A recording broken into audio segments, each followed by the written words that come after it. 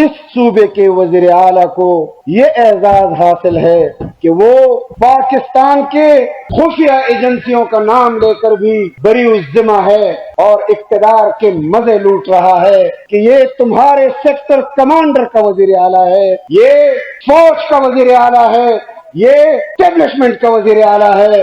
ہسپتالوں کو out source کر رہے ہیں، ٹھیکوں پر دے رہے ہیں، تعلیمی اداروں کو جو سرکاری اسکول اور سرکاری کالجز ہیں ان کو آؤٹ سورس کیا جا رہا ہے، ان کو ٹھیکے پہ دیے جا رہا ہے۔ یہ ہے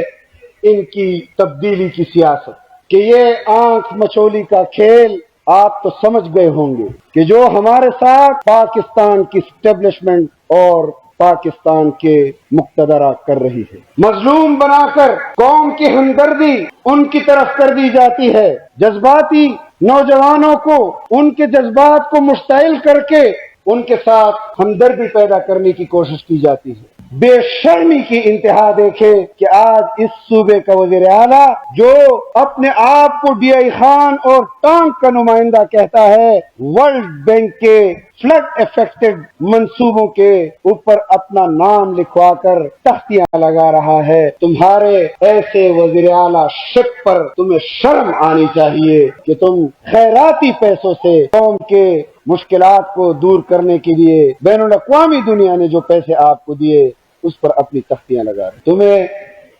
آج اگر قومی اسمبلی اور صوبائی اسمبلی کی نشست دی گئی ہے تو یہ قائد جمعیت کی جوتیوں کی خیرات ہے جو تم پر کی گئی۔